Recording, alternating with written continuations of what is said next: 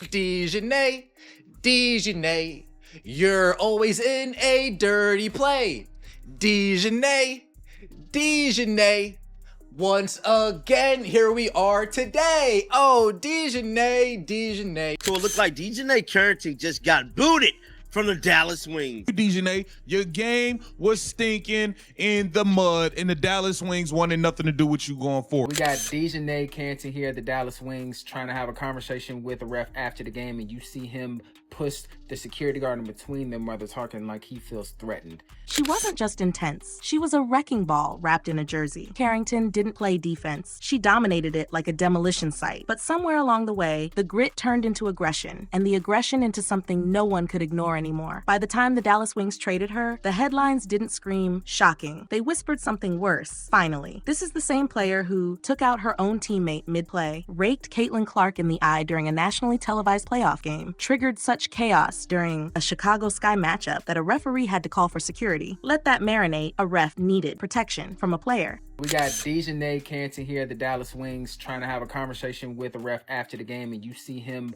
push the security guard in between them while they're talking like he feels threatened. This isn't the hustle we admire. This isn't playing with fire. This is fire with no control and no conscience. 4 flagrant fouls in just a few games. Locker rooms turning cold. Heated moments boiling into full-blown confrontations. And through it all, zero accountability. Dallas cut the cord, shipped her out. But the question is, what really happened? How did a rising star become the league's biggest liability? And maybe more importantly, did Minnesota just make the worst decision of the season? Let's break it all down. Like, I'm sorry, you don't get to plow through somebody's back, almost injure a teammate, and then say, yeah.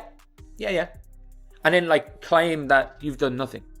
You've done nothing. Like, and people are like, stand on business. She's like trying to laugh at him. I'm like, no, you're just Pat Bev. You're not Draymond, you're Pat Bev. Like, realistically, you're Pat Bev. That's it. And like, look, and I mean this when I say this,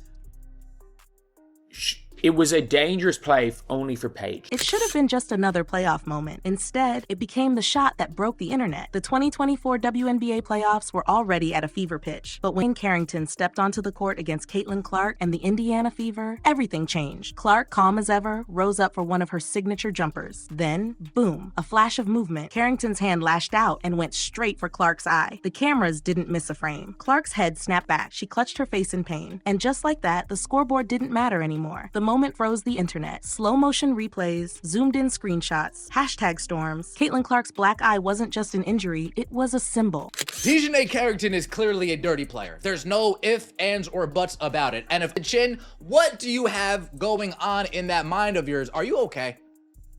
DJane, are you okay? DJane, are you okay? Are you okay? DJane, are you okay? DJane, are you okay? Are you okay? Yes, DJane. Get it together, collect your thoughts, collect your emotions, because the last thing we need to see you is crash out. A symbol of everything wrong with how far Carrington had taken her game. Was it intentional? A fluke? A tough play? Carrington? She shrugged it off. No big deal. Didn't even admit it happened. No apology. No remorse. No accountability. But here's the part that made the league nervous. That eye poke wasn't a one-off, because if you watch the replay closely, the angle, the follow-through, the timing, it didn't look like defense. It looked like a message, and it was only the beginning. What followed was a string of flagrant fouls, reckless collisions, and a highlight reel that looked more like a UFC montage than WNBA. Was it a flagrant 1? Yes. Could it have been called a flagrant 2? Yes. Was it more dangerous to Paige Bueckers than anyone else? Because Paige Bueckers was the one was the person who had to break Jessica Shepard's fall. Could she have blown out her teammate's knee? Yeah. Like, that is what, like, realistically, that is what the conversation should be about. Because she wanted the Kiki Iriafen viral meme. Because as soon as she did it, look at what she does as soon as she did it. As soon as she did, she walks toward Jessica Shepard and just tries to do the Kiki Iriafen face. She was smashing through them. And the league, it was about to pay the price. If the Caitlin Clark incident raised eyebrows, this one slammed them shut. No more. Maybe it was an accident. No more excuses. No more benefit of the doubt. June 4th, Dallas versus Seattle. Skylar Diggins-Smith leading the break full throttle. And bam, Carrington came flying in. Not to defend, not to disrupt, to collide. Not with the ball, with Skylar's head. The impact was brutal. You could feel it through the screen. No hesitation from the refs. Flagrant one. Clear as day. The replay didn't leave room for debate. There was no gray area, no wiggle room. It wasn't defense. It was dangerous. And this time, fans weren't the only ones sounding the alarm. Analysts, they connected the dots. Patterns emerged. One incident could be a mistake. Two, that's a trend. And Carrington, she was building a resume of recklessness. Commentators dropped the polite language. No more gritty, no more high motor. Now they called her what she was, reckless. WNBA player who tried to rip Caitlin Clark's eye out. Zach Dean over at Outkick, hilarious.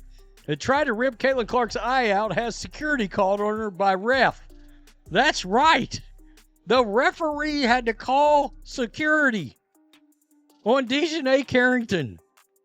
I can't say I'm surprised. I mean, hell, who wants to catch a stray eye gouge, a scoopage of the eyeball out, watching your eyeball roll across the floor because somebody's mad at one of your calls? Ruthless, radioactive. Opponents braced every time she checked in. Highlight reels turned into hazard warnings. Every foul was seen through a new lens. Intentional, dangerous, personal. And here's the part no one wanted to admit, but couldn't ignore. This wasn't a bad week. This was her brand. No player was safe. Not the rookies, not the veterans, not even her own teammates. This wasn't just physicality. It was a pattern, a playbook, a problem. And the league had to decide, how long do you let a wrecking ball wear your jersey? The most dangerous moment didn't come from a rivalry.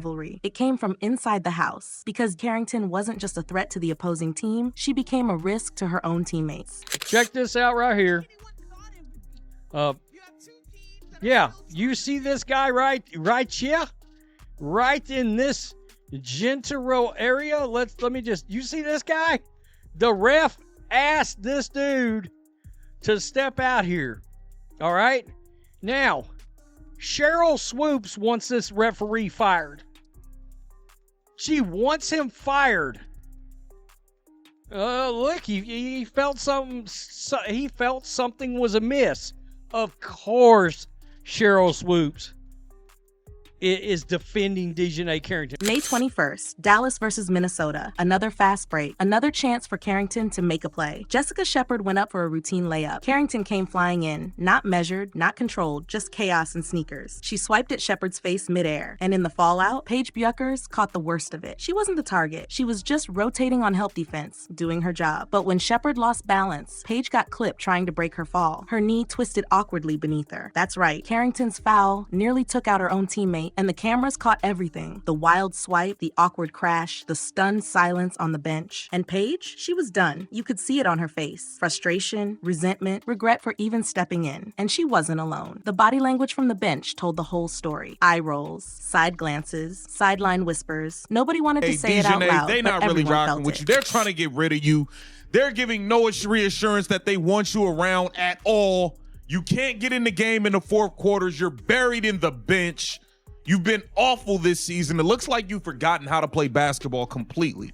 How do you build chemistry when your own teammates are flinching every time you close out? The Dallas Wings weren't just dealing with a discipline problem. They were dealing with a safety hazard. And when the locker room starts walking on eggshells around one player, it's already too late. You don't just lose games, you lose trust, you lose team, you lose the room. By May 30th, Carrington wasn't just known for fouls. She was a headline in motion. Every game felt like a new episode. But no one saw this coming. Chicago Sky versus Dallas Wings. Tight game, tough loss. Tensions were high, but that's normal in playoff season basketball. What happened next wasn't. Carrington approached referee Roy Golbian after the final buzzer. From a distance, it looked routine, like a quick word about a missed call. But then, the body language changed, the tone shifted, and suddenly the ref, a trained professional used to pressure, yelling, and chaos, did something unheard of. He called for security. Not for a fan, not for a coach, for a player. Let that sink in. A WNBA referee, someone whose job is to manage heat and keep the game under control, felt unsafe around Carrington. Not because she threw a punch, but because her presence, her energy, her aura had become volatile, unpredictable, threatening. The footage went viral in hours. You can literally see it. The subtle hand signal, the security staff quietly stepping in, the looks of confusion and disbelief spreading across the court. And then, just when the league had a chance to course correct, Carrington poured gas on the fire. She jumped online, brushed it all off as a civil conversation. No apology, no ownership, just a digital shrug. But let's be clear, if your idea of civil forces a ref to request backup, you've crossed a line no league can ignore. This wasn't a hard foul. This wasn't just just passion. This was the moment when everything shifted, because now the question wasn't whether Carrington was a tough defender. The question was whether she belonged in the league at all. This wasn't a basketball issue anymore. This was a culture crisis, and the WNBA had a decision to make: protect the game or protect the problem. By this point, the evidence wasn't just piling up, it was screaming. This wasn't a cold streak. This was a pattern, a playbook, a reputation in the making built foul by foul. 4 flagrant fouls in one season. Not a stat, a siren. Every single one told the same story: excessive force, no remorse, and a disturbing trend. Star players were the targets: Caitlin Clark, Skylar Diggins-Smith, Jessica Shepard, even her own teammate Paige Bueckers. You can't chalk that up to playing hard. That's not grit, that's reckless. And finally, everyone started calling it what it was. The league took notice. The media turned up the heat, and the fans? They came out swinging, because WNBA fans don't play. They love the game. They protect their players. And when their heroes start landing on injury reports because of one name, they get loud, real loud. Tweets turned into firestorms, hashtags, threads, petitions. Benching DJane isn't punishment, one fan posted. It's player protection. Carrington's style wasn't just a liability. It was a statement, and the message was clear. She'll get her impact, no matter who gets hurt in the process. Problem is, the only impact she was making was on faces, knees, team morale. And Dallas, they were bleeding reputation by the second. Carrington didn't cross the line between tough and toxic. She erased it. When the Dallas Wings finally pulled the trigger, it didn't feel like strategy. It felt like salvation. Carrington was gone, shipped off to the Minnesota Lynx. And what Dallas got in return? Not just new names. Peace. The deal. Carrington out. Diamond Miller, Carly Samuelson, and a 2027 second-round pick in. But let's be real. This wasn't a trade. It was an exorcism. Carrington had become unmanageable. The headlines, the fouls, the drama. The way she walked into post-game interviews like she was squaring up for a fight. Dallas tried. They gave her space. They defended her in pressers. But even the most loyal front office has a limit. You can't ignore 4 flagrant fouls. You can't ignore teammates nearly getting taken out. You definitely can't ignore a ref calling security. So they let her go. And what did they get back? Stability, talent, actual building blocks. Diamond Miller isn't just a trade piece. She's a future. No, 2 overall pick. 2023 all-rookie team. 12.1 points per game, 3.5 rebounds, 2.5 assists, shooting 53% from deep. She's the kind of player you want on the court when the pressure's real, not the kind you have to explain at a press conference. Carly Samuelson? Solid, reliable, smart. Even with a foot injury, she brings value, not volatility. Meanwhile, Minnesota? They didn't just trade for a player. They imported a storm. A 24-5 powerhouse with playoff dreams just invited chaos into the locker room. Bold move? Absolutely. But smart? That's the million-dollar question. Because when you bring in Carrington, you don't just get the minutes, you get the momentum, the media, the mess. You get everything. The fouls, the fire, the fallout. Time will tell if Minnesota made a championship gamble or lit a fuse that's about to blow. Minnesota didn't just make a trade. They gambled their season on a walking controversy. With a 24-5 record and championship momentum, the Lynx were cruising. No drama, no distractions, just dubs. Then they dropped a wild card into the locker room. DJane Carrington. And let's be honest, this wasn't about filling a roster gap. This was a high-risk move with high-voltage consequences. Because Carrington isn't known for clutch buckets or consistent playmaking. She's known for flagrants, not free throws, viral clips, not value plays, drama over discipline. Now she's stepping into one of the league's most structured, no-nonsense programs, led by Cheryl Reeve, a coach who builds dynasties with precision, not patience. Reeve's resume doesn't include babysitting. She leads with control, culture, and clarity. But now she's got a player who poked the league's biggest star in the eye, triggered a security call from a referee, nearly took out her own teammate mid-play, and that's just in one season. Some say Reeve is the one coach who might fix Carrington. But this isn't a quick patch. It's damage control. Because this isn't a case of a few bad moments. It's a player with a track record, and not the kind you frame. And let's not forget, Minnesota fans remember everything. The tension with Carrington in past matchups? Oh, it's out there. Trash talk receipts, on-court beef, cold stares that now feel awkward in slow-motion replay. So no, Minnesota didn't just add a player. They inherited a storm, one that could power a redemption arc or rip through the team chemistry like a mid-season meltdown. Because here's the truth, if DJane doesn't evolve fast, she won't just ride the bench. She'll be watching the playoffs from a new seat and a new uniform. Every league wrestles with it. How much chaos are you willing to tolerate if the talent is real? For years, the WNBA danced around that line. With DJane Carrington, she didn't just cross it, she detonated it. This isn't about one bad night or even 4 flagrant fouls. This is about a pattern of recklessness without remorse, of energy that feels more unhinged than competitive, of a player so volatile, a ref literally called for security. Still, some fans try to spin it. She's passionate. She just needs guidance. She's misunderstood. Let's get one thing straight. Passion doesn't leave teammates limping. It doesn't turn post-game chats into security risks. And it sure as hell doesn't fracture locker rooms. Carrington didn't just play hard. She played dangerously. And the worst part, she acted like none of it mattered. Minnesota may think they can smooth the edges, find the diamond in the chaos, unlock the lockdown defender. They hope she could be. But let's be brutally honest. No amount of defense is worth tearing tearing down team culture. No steal is worth breaking trust. No hustle is worth putting your franchise identity on the line. Dallas figured that out the hard way. They finally made the call. Culture, chaos. They didn't just cut a player, they reclaimed control. But Minnesota, they're not building a contender right now. They're playing with fire. And if DJane Carrington doesn't change fast, they'll learn the same painful truth. You don't trade for potential when what you're really buying is a problem. DJane Carrington didn't just burn bridges. She set off alarm bells across an entire league, from eye pokes to flagrant fouls, from injuring opponents to putting her own teammates at risk. She crossed every line professional basketball is supposed to uphold. And when a referee has to call security on a player, that's not a stat, that's a scandal. Dallas finally had enough. They made the tough call. They chose structure over chaos, chemistry over controversy, and now it's Minnesota's gamble. Will Carrington turn it around under Cheryl Reeve's system, or will she drag a championship contending team into the mess she's carried from city to city? Because at the end of the day, the league is watching, the fans are watching, and one more misstep might be her last. But what do you think? Did the Lynx just make the riskiest trade of the year, or is this Carrington's shot at redemption? Drop your thoughts in the comments. We're reading all of them. And if you want more unfiltered breakdowns, behind-the-scenes chaos, and stories the mainstream skips over, like, subscribe, and turn on notifications. This is the basketball the cameras don't show you. See you in the next one.